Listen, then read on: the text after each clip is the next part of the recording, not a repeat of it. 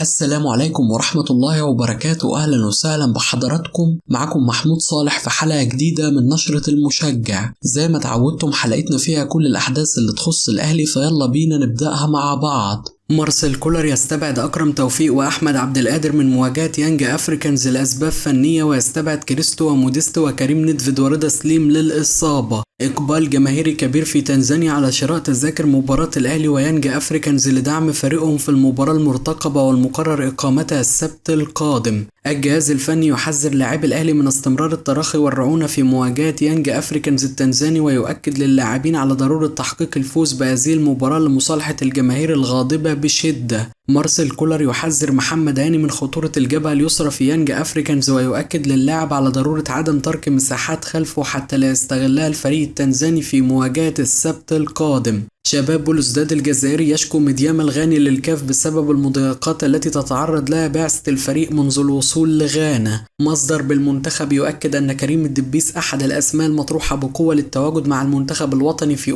أفريقيا حال استمرار استبعاد أحمد فتوح من المباريات في الزمالك. بعد واقعة عبد المنعم وواقعة الشحات، الأهلي يقرر توقيع غرامة مالية بقيمة 500 ألف جنيه على أي لاعب يتعامل مع وسائل التواصل الاجتماعي بشكل خاطئ ويثير الجدل برسائل مثيرة، وتوقيع غرامة مالية بقيمة 300 ألف جنيه على أي لاعب يقوم بالاعتراض على الجهاز الفني أو التعامل بشكل غير لائق مع أي فرد بالمنظومة. تقارير صحفية: روي فيتوريا لن يضم إمام عاشور والشحات وطارق حامد في معسكر المنتخب القادم إلا في حال اعتذارهم علنا. مصدر مقرب من أليو بادجي لاعب الأهلي السابق معلقا على أنباء تفكير الأهلي في إعادة شراء اللاعب مجددا. بادجي لا يعلم أي شيء بخصوص هذا الأمر، ولا أعتقد أنه سيترك أوروبا ويعود لأفريقيا مجددا. طبيب الأهلي يمنح لاعبي الأهلي جرعة تطعيمات جديدة ضد الملاريا للوقاية من الأمراض المنتشرة في القارة. الأهلي ينفي اهتمامه بالتعاقد مع خلوساو موداو ظهير أيمن صن داونز الجنوب أفريقي بعد الشائعات التي تم الترويج لها في الصحف هناك عن اهتمامه بضم اللاعب، في رسالة واضحة للإدارة بأنه غير متمسك بالتعاقد مع اللاعب.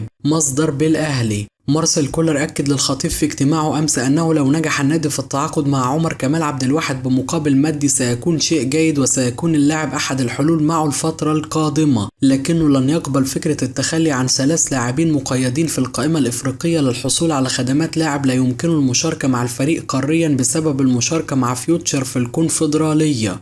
رئيس يانج أفريكانز التنزاني يترأس رابطة الأندية الإفريقية التي أعلن الكاف تدشينها اليوم، والأهلي يحصل على منصب العضوية في الرابطة لتمثيل أندية شمال القارة رفقة الرجاء المغربي. أحد مسؤولي الأهلي موضحا سبب الانسحاب من الترشح على مقعد رئاسة رابطة الأندية الإفريقية لكرة القدم والاكتفاء فقط بمنصب العضوية في المكتب التنفيذي للرابطة. قررنا أن نبتعد عن رئاسة الرابطة في البدايات، وسننتظر حتى الدورة القادمة لتكون الصورة واضحة وكاملة عن دور الرابطة. منتخب مصر يرتقي للمركز 33 عالميا بعد نتائجه الجيدة في المعسكر الأخير، ويحافظ على المركز الخامس إفريقيا. الشباب السعودي يجدد اهتمامه بالتعاقد مع أحمد سيد زيزو في انتقالات يناير، ويجاز عرض ضخم لضم اللاعب من الزمالك. لجنة الانضباط بالدوري القطري تقرر إيقاف حمدي فتحي مباراتين وتغريمه 5000 ريال بعد تعرضه للطرد في مباراة فريقه الأخيرة بعد تدخل قوي على لاعب المنافس. تقارير إنجليزية: بيرنلي وشيفيلد يونايتد وكارديف سيتي يراقبون وضع أحمد حجازي مع اتحاد جدة تمهيدا لضمه في فترة الانتقالات القادمة. الجونة يعلن إصابة صبر رحيل بكسر في الترقوة وغيابه شهرين عن الملاعب. قائمة الأهلي التي توجهت لتنزانيا عصر اليوم لخوض مواجهة يانج أفريكانز: في حراسة المرمى محمد الشناوي، مصطفى شوبير، حمزة علاء. في خط الدفاع محمد هاني، خالد عبد الفتاح، كريم الدبيس، علي معلول، محمد عبد المنعم، رام ربيعة، ياسر إبراهيم. في خط الوسط أليو ديانج، مروان عطية، إمام عاشور، عمرو السولية، أحمد نبيل كوكا. تحت الهجوم حسين الشحات، طاهر محمد طاهر، بيرسي تاو، كريم فؤاد. في الهجوم كهربا، صلاح محسن. قائد يانج أفريكانز قبل مواجهة الأهلي: